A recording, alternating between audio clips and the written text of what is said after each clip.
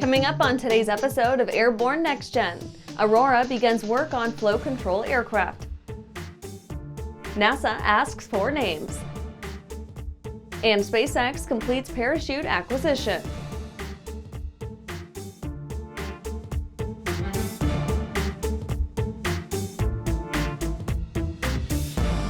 And I'm your host, Holland Lee.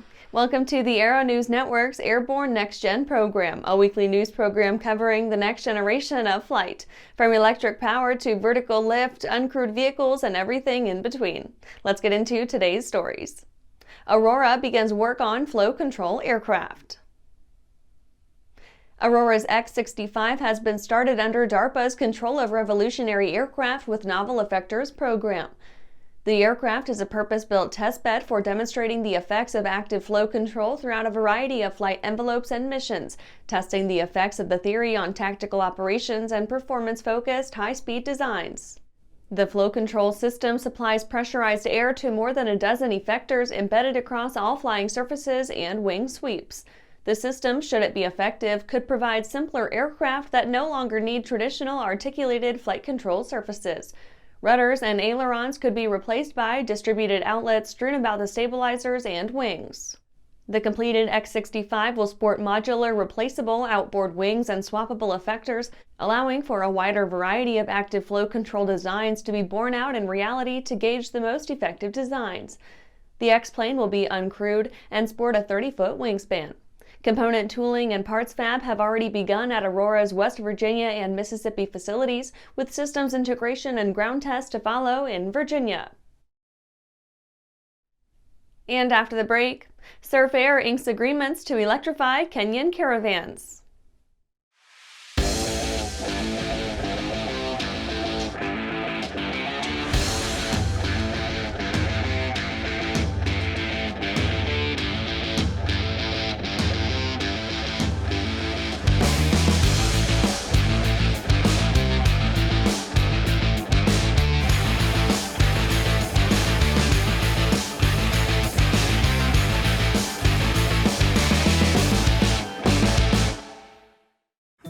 Well, hello, fellow pilot. I'm John King.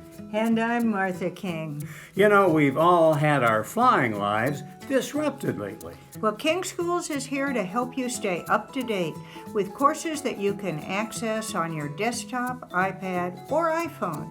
If you'd like a refresher or just want to expand your aviation horizons, we have a course for you.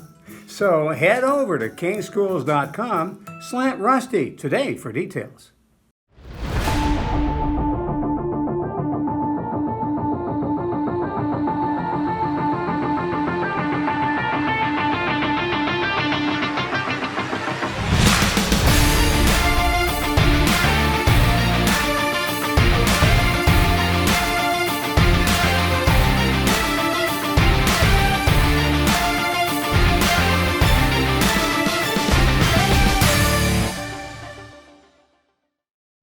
Welcome back. Now for some shorter stories in our Next Gen Minute. Surf Air inks agreement to electrify Kenyan caravans. Surf Air's recent electrification hobby has been chosen by Kenyan caravan operators Safari Link and Yellow Wings.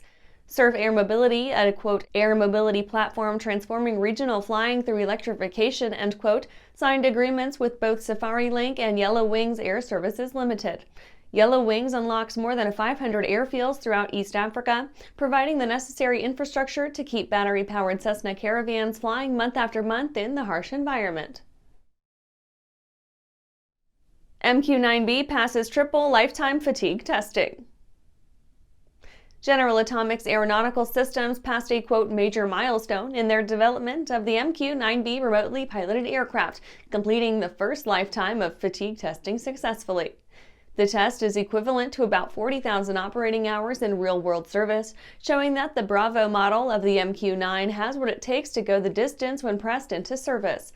The testing is part of the aircraft certification to the NATO standard STANAG 4671, where the design is put through 3 simulated lifetimes of wear and tear.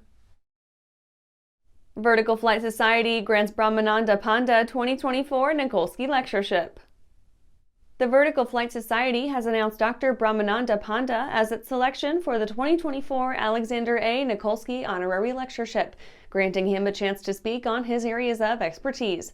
His Nikolsky lecture, quote, rotorcraft aeromechanics methodology and its application to rotor dynamics, loads, vibration, and aeroelastic stability at Boeing, end quote, provides an interesting capstone to 44 years of engineering study and application. Dr. Panda spent more than 4 decades in the industry, with 33 years in the Boeing family.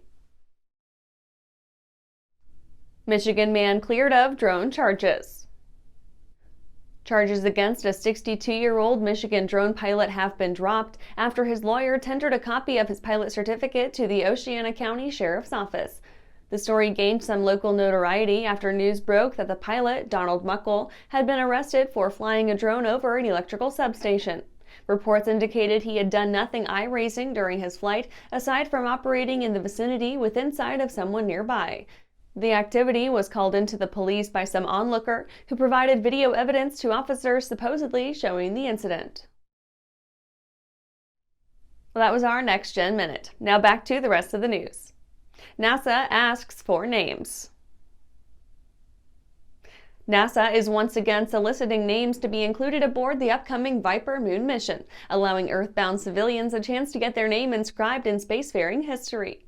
Much like the Perseverance Rover program, applications are accepted to have NASA enthusiasts' names added to a small, lightweight chip mounted on the drone, forever cementing their mark on the one-day derelict lunar monument. Viper is another cool-sounding acronym from the NASA minds, short for Volatiles Investigating Polar Exploration Rover.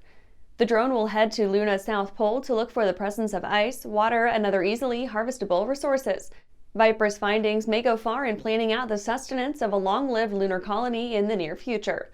That's been on NASA's wish list ever since beginning the Artemis program, since Luna will inevitably have to grow into a stepping stone on the way to Mars. As part of the Send Your Name with Viper campaign, NASA will accept names received before 23:59 Eastern Standard Time on March 15th. Once collected, the agency will take the names and attach them to the rover. They will accompany the Viper rover during its 100-day mission over miles of craters and frigid coves throughout the lunar pole. And after these messages, SpaceX completes parachute acquisition. Skyleader Aircraft offers a lineup of the most powerful, durable, and efficient light sport aircraft in the industry. From trainers to roomy cockpits for long hauls, Skyleader has an aircraft for you. And the best part?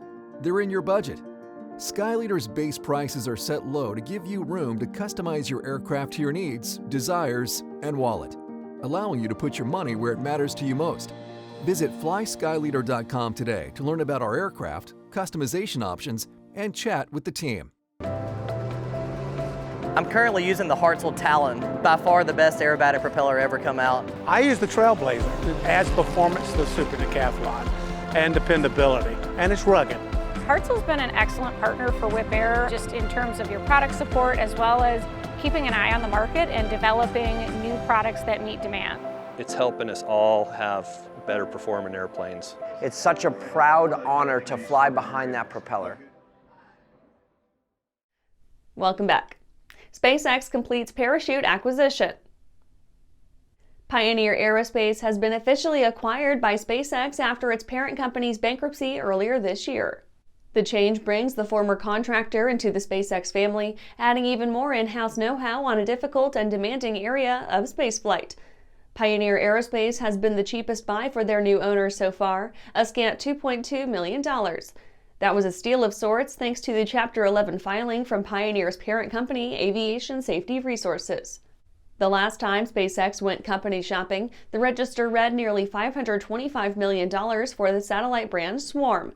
Since then, SpaceX has largely stayed out of the acquisition game, finding its plate quite full with the launch services and manufacturing side of the spacefaring game. Pioneer's expertise has led them to provide all the drogue chutes for the Dragon lineup, allowing the recovery of the expensive spacecraft. It's notable, however, that Pioneer was only contracted for the smaller drogues and not the main parachute. Those were produced by Airborne, which remains a different vendor from Pioneer. Pioneer's time with the errant Aviation Safety Resources was short, having been sold off from Euro conglomerate Safran in June 2022. And that's our show for today. You can catch episodes of Airborne on YouTube, Roku, or Fire TV. Just search for Aero-News or Airborne, and don't forget to follow us on social media. Thanks for watching.